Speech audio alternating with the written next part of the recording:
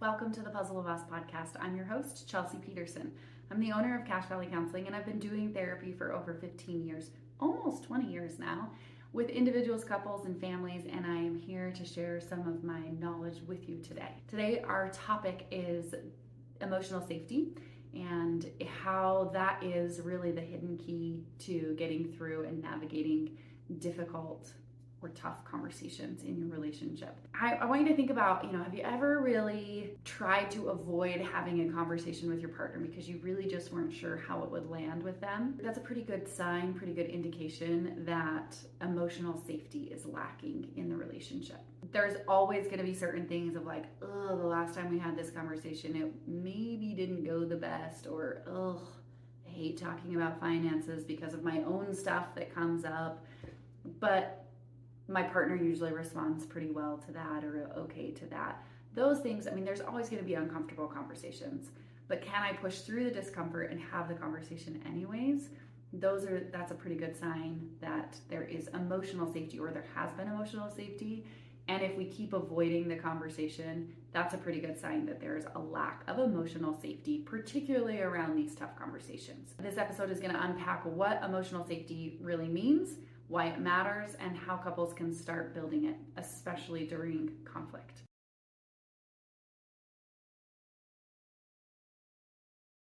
What is emotional safety? Why do we need it? Emotional safety in relationships is the ability to be vulnerable without fear of judgment, rejection, or escalation. This is really hard because we don't experience this very often in our lives. Hopefully people experience this from their parents, but there's a myriad of reasons why parents don't do a really great job of letting kids express vulnerability, right? I'm the parent, I tell you so. It's the parent's agenda, not the kid's agenda. Whatever it might be, there's a whole host of reasons and societal reasons why it becomes really hard to share vulnerable parts of yourself. But when we do, it is the ability to be able to do that. That's what emotional safety is in a relationship. Again, doesn't mean that some parts aren't going to be, it's just going to never be uncomfortable or hard, or we're going to be tentative about it. That's probably always going to be the case. And can we do that knowing that we're not going to be judged, that our partner isn't going to reject us or abandon us, or it's not going to turn into a giant fight? Those are the things that we're really talking about, emotional safety in a relationship. Emotional safety is where we can really share our truth with another person, and they're able to see our hearts, and they're not defending themselves. They aren't looking for a solution. They aren't trying to talk you out of or dismiss your feelings, but really being able to say, I see that, and I may not even understand it, but I get it, and I see, even taking accountability for what it might be that made you feel that way, that I did, that made you feel unsafe or unheard or dismissed. And so really that emotional safe space really makes space for being able to share our truth, share our hearts, take accountability. And when we're able to do that, solutions often just come, or they become less important because we feel more connected. When we don't feel that, we get defensive, we blame, we criticize, we shut down, we avoid. Those are all very common tactics that lots of people use, and there's hundreds more tactics out there when there's not emotional safety. And that can come up for ourselves individually, and there could be reasons that, my partner isn't necessarily making me feel that way, but when I got in trouble when I was a kid, I always felt like I had to defend myself. I never could share my heart or be vulnerable. So when I feel like I'm getting in trouble or disappointing my partner, my knee-jerk reaction might be to defend myself and not stay open to hearing them. So what does emotional safety feel like, right? It feels like I can bring this up and I know you'll still care about me. That doesn't mean that the conversation is not difficult or there's not some discomfort in it, but I know I can bring this up and you will still care about me. Another way that emotional safety looks is, even if you disagree, I know you'll hear me out. Even if we don't end up coming to the same conclusion, I know you're going to listen to me, and we're going to be able to have a conversation about it, right? Because we feel heard, because we feel connected, because we feel seen, it's less important that what I say goes, or it's, I often hear people talk about it's my way or the highway, or my partner came in and he said, the way that he talks to me, it's his way or the highway, or it's her way or the highway. And oftentimes that comes from not being seen in conflictual moments, right? When we have a moment of disagreement, I don't feel like I can disagree with you in a safe way. It's going to cause a fight, it's going to escalate. And so I just I don't pick the fight, I just say, okay, and do it. Or I continue to pick the fight and I know there's going to be a fight, and I know it's always going to be a fight. And so again, just if that's resonating with you, just know that there might be a lack of emotional safety in your relationship, and we need to work towards how do we create more safety, emotional safety, particularly in conflictual moments.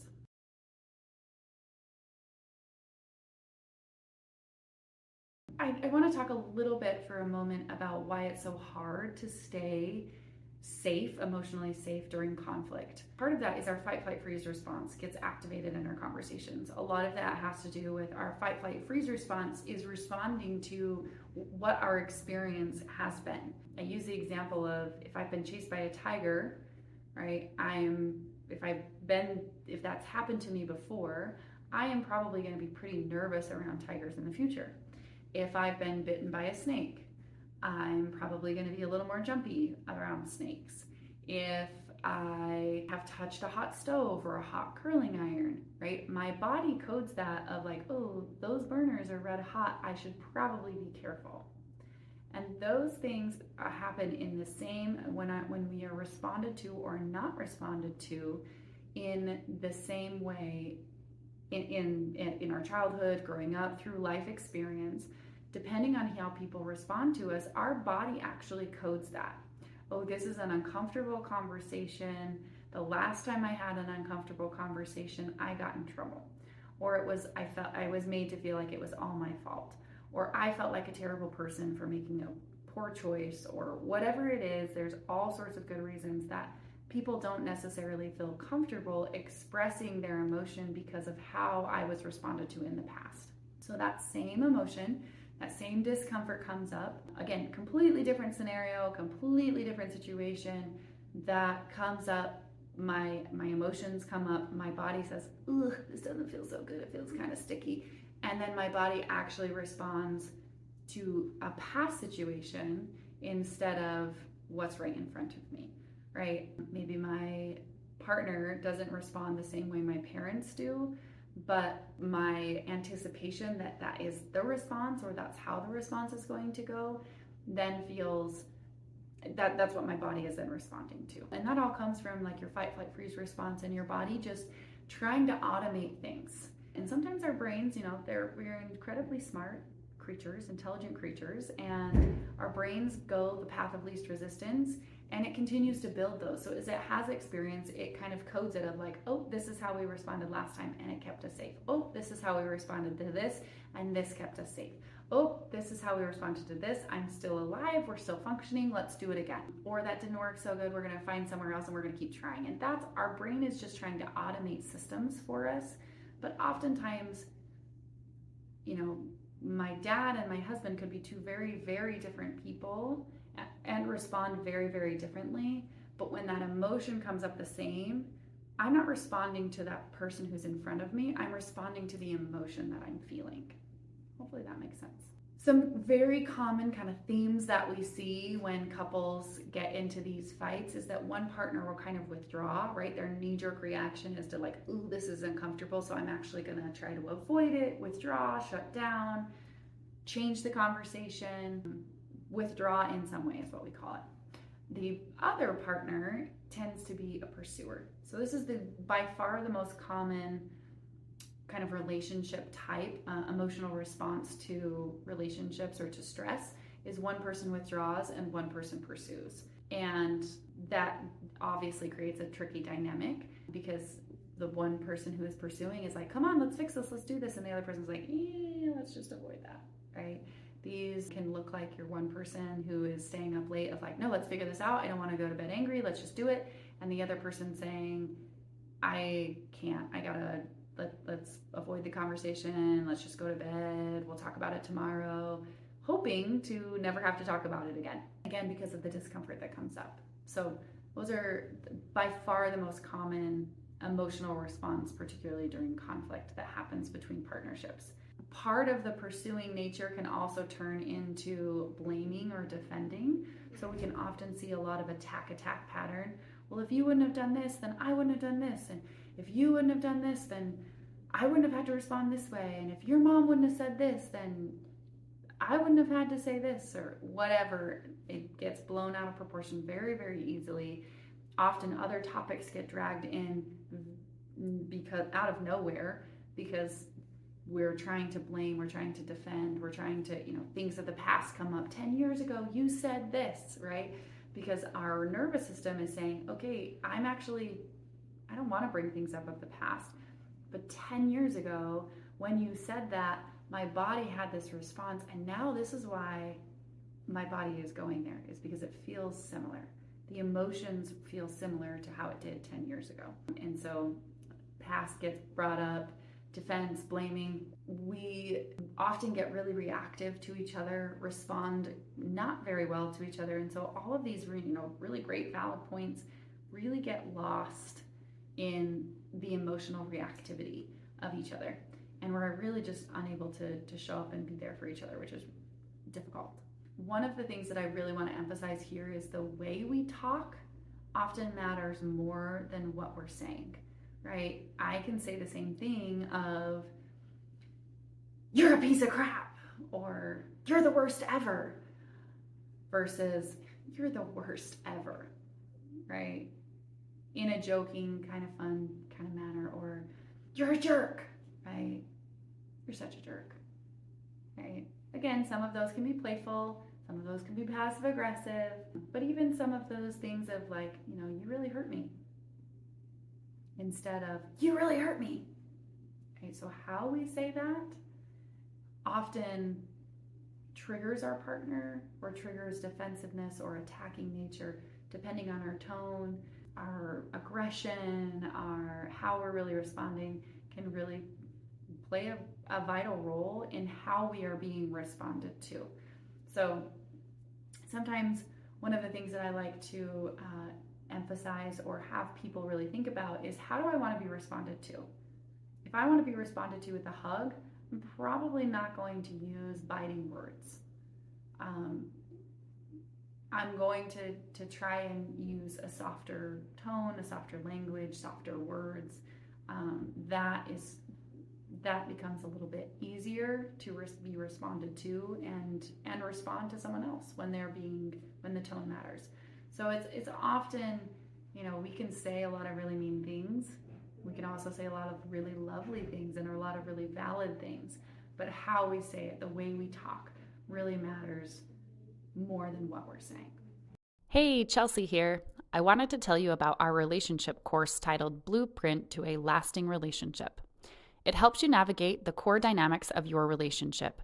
You'll discover your partner's conflict resolution style, how to discuss money, religion, intimacy, and so much more.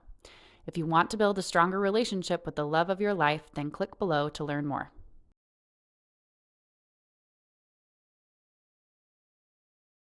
All right, so how do we build this emotional safety together? How do we do this? One of the things that can be really, really helpful is just validating. I don't have to understand how the other person feels exactly to be able to validate them. Try saying something like, that makes sense to me. Even if you don't agree, can I say, hey, that makes sense to me. I see why you might be responding that way. I can see why you might feel that way. I don't understand it, but it does make sense to me. So even just saying that can be really helpful. Active listening. Really, this active listening requires looking at each other in the face, turning towards each other, reflecting back what you heard before you're responding. So something like, I hear that you're saying that you're really hurt. Am I getting that right? I'm hearing that you're saying you're really frustrated because I didn't bring home the milk. Am I getting that right? Great. that active listening, that reflecting back gives them a chance to be like, yeah, are you listening? Are you hearing what I'm saying? Tone awareness is really, really important. So speaking that gentle tone, I just kind of hashed that out, but that speaking that gentle tone can really create safety and not shut someone down.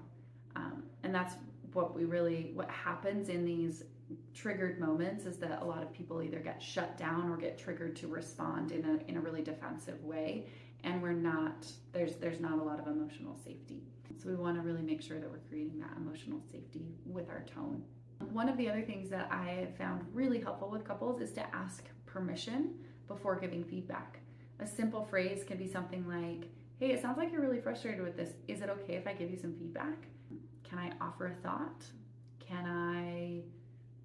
Are you looking for help right now, or do you just want to vent? It can be really, really helpful in kind of helping navigate of like, do you want me to help solve the problem? Do you want to just listen? Do you want me to just listen? What do you need from me right now? And asking that permission of like, well, do you want me to respond right now? Would you like me to offer a thought? Can I tell you what I think I might do? And they might say no. And then you respect that. You respect that and say, okay, great. Then I just need to be a listening ear. Perfect. Wonderful. The other thing that really can be probably the biggest game-changing thing in creating emotional safety, particularly together, is self-regulation and being aware of when I am becoming escalated, I need to maybe take a break and come back. Things that I might see in my partner that maybe they are getting too escalated, can we take a time out? Can we come back? It can be really helpful in helping them find a place and safety in emotional regulation to be able to come back to the conversation. Self-regulation is a tricky thing. We often are not super great at self-regulating or even being self-aware of like, I don't even know why I'm mad right now. I'm just mad, right? How do I know that I'm mad? What's telling me that I'm mad? Those are all things that can help you to continue to develop some self-regulation. Let's dive into some tools for tough conversations. Again, the biggest thing is to have the conversations. A lot of couples, a lot of partnerships just avoid tough conversations, which is okay, but not great, because then the tough conversations never get had. Then we're not being seen to our full selves. Our hearts aren't really being shared in a full and vulnerable way with our partner when we avoid the tough conversations. So really creating shared language, phrases like, this is hard for me to bring it up, but I do care enough to try. I want us to work through this. I'm not trying to win. Another phrase that is often really helpful is, I'm a little worried about bringing this up. I don't want this to turn into a fight, or I don't want this to set us off. Again, the purpose of bringing this up is not to set us off on track, but is to allow us to work through this. Hey, I'm kind of nervous about bringing this up. Can also help your partner be like, oh, I might want to listen a little bit. Oh, hey, this is a different conversation than what we usually have. So those can be really helpful phrases to start the conversation. This is hard for me to bring this up. I'm a little nervous about how, I don't want to make you angry. I don't want to make you mad. I don't want to be disconnected from you. And we also need to talk about this. It really hurt when you made fun of me in front of my family. It really hurt when you posted that thing on social media. Hey, it really hurt when, right? When do you have those conversations? Again, I'm not trying to disconnect us. I'm not trying to make you angry. I'm not trying to put you down. I'm not trying to upset you. I just need you to know that this hurt. Those can be a great way to start into the conversation and create that emotional safety in a tougher conversation moment. Sometimes what I often find is people have a hard time not interrupting their partner, and they just want to, have it be an engaging back and forth conversation. I'm sure you've heard of things, or maybe you have or haven't, but if you've heard of like the talking stick, whoever has the stick gets to talk. Things like that can be really helpful, especially in passionate situations or stressful situations where both of you might be feeling disagreement or feeling different things come up, the conflict rises, taking that pause. You can also set a timer. Talking stick is great. You can also set a timer and do a minute or two each. Sometimes a minute isn't quite long enough, so 2 minutes. You can also do 2 minutes of one person, and then we're going to take a 2-minute pause, and then a 2-minute 2 minute for the other person, and a 2-minute pause, or even a 1-minute pause, so that it allows for the person to sort of gather their thoughts, respond uninterrupted, and essentially gives the floor to a person to be able to have their thoughts shared. And again, it's important how those thoughts are then responded to, right? If I say a whole bunch of things in 2 minutes and then I'm completely left vulnerable and nothing is responded to, then we need to work on responding and repairing. So one of the things that can be also really helpful is, no matter how bad the conversation goes, creating some sort of ritual to repair after. What do? Do we hug each other for 10 seconds? Do we hold each other's hand? Do we squeeze each other? Do we kiss? Do we have a makeout session? Do we have makeup sex? Some of those things can be helpful in having a ritual that we are coming back together. Those rituals are really just to help remind us of we really are in this together, right? Just like we're starting the conversation of I don't want this to disrupt us. I don't want this to disconnect us. I don't want to push your trike in the ditch. I don't want to make us not okay, but we need to talk about this. Those rituals can also be a helpful thing of okay, a nervous system reminder of we really both are on the same page. We both really do want this to work out and be okay. Again, just kind of giving some reassurance in those situations, especially the conversations that don't go perfectly or don't end with great resolution. Some way to really come back together is really, really important for continuing out the day. We don't have to stay in conflict. We don't have to stay in these kind of tight spaces. We can be okay. We can move forward together because we have the same goal, the same common thought, the same, we want the same things. I just want to remind everyone again, conflict is normal, it is natural, it is going to happen in relationships. What is difficult about the conflict is when it's unsafe conflict. And unsafe conflict is when either partner does not feel vulnerable or safe in sharing their heart. Fear of judgment, fear of abandonment comes up. It is going to come up, but how do we also create a safety in that coming up? Building emotional safety is an ongoing process. It doesn't just happen overnight. It doesn't just happen because one person wants it. It is something that both people have to work towards and have a same common goal of, how do we create this for our relationship? How do we do this in a way that really helps both of us feel closer, feel more connected? And I think something that can be really helpful is even asking, what's one way I can help create more safety in our next tough conversation? If you were to ask your partner, whether you just got out of a tough conversation or, after you've had one, maybe a day or so of what can I do that would actually help you feel safer? What can I do to remind you of that? What reassurances do you need? I would really highly encourage you to pick one tool. Try it in the low stakes. Try it when there's a conversation that might be a little bit tricky to have, but is not the worst conversation ever. And practice it. Practice the 2 minutes that each person goes uninterrupted, or practice validating or active listening, or being really aware of my tone and how my tone is responding to that person. Try asking for permission before giving any feedback. I'm saying, can I offer thought here? And really being aware of your self-regulation and am I becoming dysregulated can be really, really helpful. Just pick something this week and try it in a low stakes conversation and see what happens. If this episode was helpful for you, I would highly encourage you to listen to it with your partner and say, is this us, or is this us, or this is where I feel like we are. Identify it, be aware of it, and then also say, come up with a plan of, okay, what's our exit strategy? How do we both come out of this safe, right? Doesn't mean that the earthquake isn't going to happen, but how are we going to escape the building so that we don't get crushed, so that we don't come out with, broken legs and broken bones, but we can come out of this conflict, we can come out of this discomfort, we can come out of this kind of miserable place and still be connected, still be drawn to each other, still be able to bond. And that's a great discussion to have with your partner, whether they've listened to the podcast or not.